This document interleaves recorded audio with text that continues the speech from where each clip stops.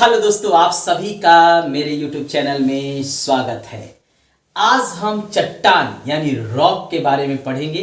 इस वीडियो को आप लास्ट तक देखिएगा ताकि आपको आसानी से यह वीडियो समझ में आ जाए। चट्टान चट्टान क्या होता है, चट्टान कितने प्रकार का होता है, किस चट्टान का क्या गुण है, इन सब के बारे में आज हम डिटेल से जानेंगे।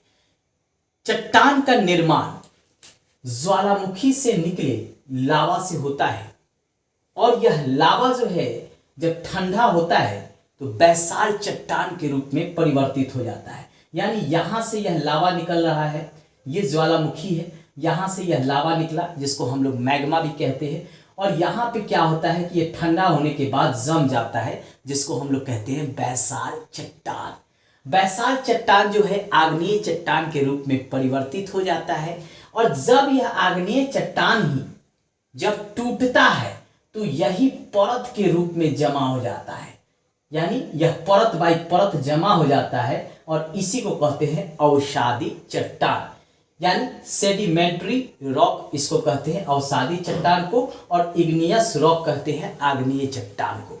उसके बाद आग्नेय चट्टान और अवसादी चट्टान से ही रूपांतरिक चट्टान यानी कार्यात्मक चट्टान का निर्माण होता है जिसे मेटामॉर्फिक रॉक के नाम से जाना जाता है। आइए हम डिटेल से एक एक के बारे में जानेंगे और किस तरह से यहाँ से प्रश्न पूछे जाएंगे उसको भी हम लोग जरूर देखेंगे। चलिए हम शुरू करते हैं। चट्टान का निर्माण कैसे होता है, तो पृथ्वी के क्रस्ट में मिलने वाले मुलायम एवं कठोर पदार्थ से चट्टान का निर्माण होता है। यानी चट्टान कठोर भी हो सकता है और मुलायम भी हो सकता है।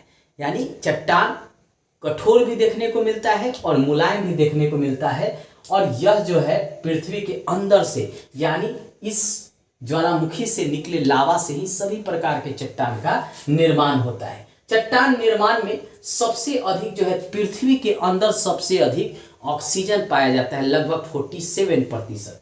उसके बाद जो है सिलिका पाया जाता है लगभग 27%। उसके बाद एल्युमिनियम 8%, लोहा 5%। इसके अलावा बहुत सारे मेटल जो है अंदर पाया जाता है। कहते हैं कि 108 प्रकार के होते हैं। ठीक है, तो चलिए जो जो इम्पोर्टेंट है वो हम लोग जानते हैं। एग्जाम में क्या क्या पूछता है कि चट्टान कठोर होता है या मुलायम, तो दोनों होता है। चट्टान कठोर होता है या मुलायम, दोनों होता है। भूमि के अंदर सबसे अधिक क्या होता है, ऑक्सीजन होता है। सबसे अधिक कौन सी धातु यानी मेटल होता है, तो एल्युमिनियम होता है। आग्नेय चट्टान का निर्माण कैसे होता है, तो ज्वालामुखी से निकले लावा से होता है। आग्नेय चट्टान का निर्माण कैसे होता है, ज्वालामुखी से निकले लावा से होता है। यानी मैग्मा के जमा होने से बैसाल्ट चट्टान में परिवर्तन होने से और उससे जो है आग्नेय चट्टान का निर्माण होता है। ज्वालामुखी से निकले लावा यानी जो ये ज्वालामुखी है इससे जो लावा निकल रहा है इसी से जो है आग्नेय चट्टान का निर्माण होता है। यह चट्टान जो है क्या होता है, रवेदार होता है। क्या होता है, रवेदार होता है। रवेदार का अर्थ है कि आप बालू देखे होंगे, महीन कण, या आप देखते होंगे वो क्या कहते हैं, नमक, तो वो क्या होता है, महीन होता है, रवेदार होता है। तो उसी प्रकार के रवेदार होते हैं आग्नेय चट्टान। बार बार एग्जाम में पूछता है कि आग्नेय चट्टान किस प्रकार के होते हैं, तो रवेदार होते हैं। निर्माण कैसे होता है, तो ज्वालामुखी से निकले लावा से होता है।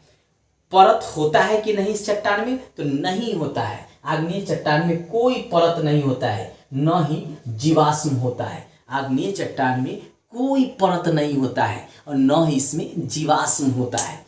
ठीक है, क्रस्ट का 90% निर्माण आग्नेय चट्टान से होता है। क्रस्ट का 90% निर्माण जो है आग्नेय चट्टान से होता है। बार बार एग्जाम में पूछा जाता है और यह जो है आर्थिक रूप से बहुत महत्वपूर्ण होता है क्योंकि सभी प्रकार के धातु मेटल जो है इसी में पाए जाते हैं। लोहा, एल्युमिनियम, सोना, चांदी, अभ्रक, सभी प्रकार के जो है खनिज जो है इसके अंदर पाए जाते हैं, इसलिए काफी इंपॉर्टेंट होता है। इसे प्राथमिक चट्टान भी कहते हैं। सीधी सी बात है कि सबसे पहले जो ज्वालामुखी से कौन निकल रहा है, लावा, और ये बैसाल्ट चट्टान में परिवर्तित होगा और यही जो है आग्नेय चट्टान में परिवर्तित होगा। तो सबसे पहले किस चट्टान का निर्माण होगा? प्राथमिक चट्टान के रूप में किसको जानेंगे? आग्नेय चट्टान को, क्योंकि सबसे पहले इसी का निर्माण हो रहा है। उसके बाद इसको अवसादी एवं रूपांतरित चट्टान का भी निर्माण होता है, यानी आग्नेय चट्टान से अवसादी चट्टान का भी और रूपांतरित चट्टान दोनों का निर्माण होता है। जैसे ग्रेनाइट आग्नेय चट्टान है, ग्रेनाइट आग्नेय चट्टान है और यह निस में रूपांतरित हो जाता है, यानी कार्यांतरिक चट्टान मेटामॉर्फिक रॉक बन जाता है निस। बेसाल्ट आग्नेय चट्टान है, परिवर्तित होकर शिस्ट में परिवर्तित हो जाता है और रूपांतरिक चट्टान यानी शिस्ट रूपांतरिक चट्टान है। ये उदाहरण है, बार बार एग्जाम में पूछे जाते हैं। कैसे प्रश्न पूछे जाएंगे मैंने आपको डिटेल में बताया, आप एक बार इसको देख कर जाइएगा। आपका चट्टान से कोई प्रश्न आ रहा है तो 100% नहीं छूटेगा, ये मेरा दावा है। चलिए, अब आग्नेय चट्टान के बारे में मैंने डिटेल से पढ़ा दिया आपको। अब है अवसादी चट्टान। तो आग्नेय चट्टान के टूटने से ही अवसादी चट्टान का निर्माण होता है, परत बाई परत होता है।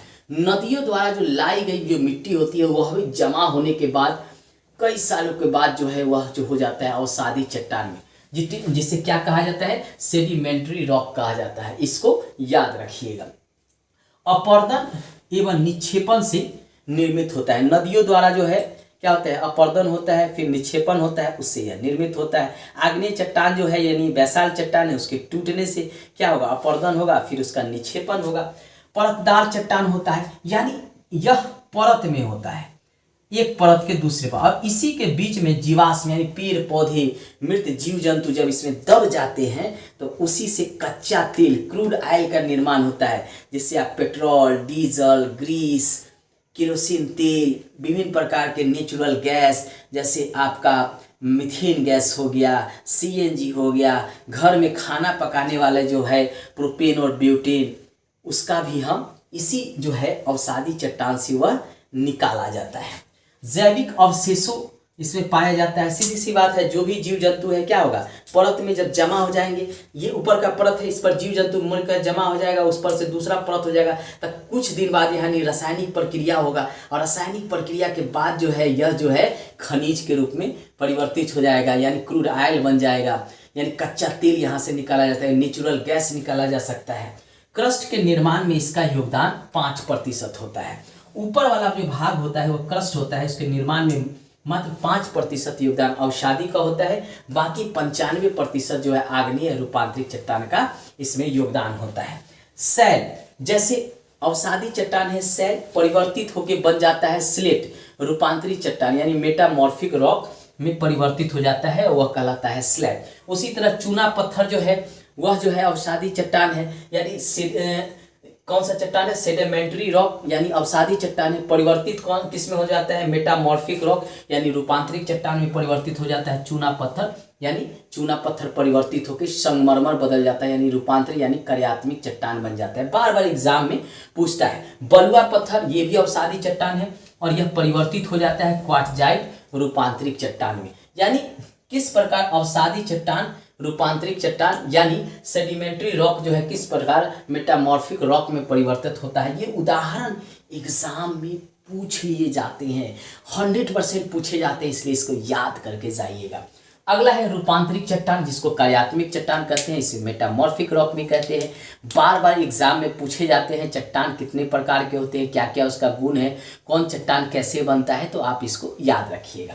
ताप एवं दबाव के कारण आग्नेय चट्टान और अवसादी चट्टान ही रूपांतरिक चट्टान यानी मेटामॉर्फिक रॉक में परिवर्तित हो जाता है। आग्नेय चट्टान है इग्नियस रॉक और अवसादी चट्टान है सेडिमेंट्री रॉक। ये दोनों रॉक जो है परिवर्तित हो जाता है मेटामॉर्फिक रॉक यानी रूपांतरिक चट्टान में परिवर्तित हो जाता है। सर्वाधिक कठोर चट्टान है, सीधी सी बात है, तीसरी प्रक्रिया इसमें होगी, पहली आग्नेय फिर अवसादी और तीसरी प्रक्रिया होगी तो ये क्या होगा? कठोर हो जाएगा, यानी रूपांतरिक चट्टान सर्वाधिक कठोर चट्टान होता है।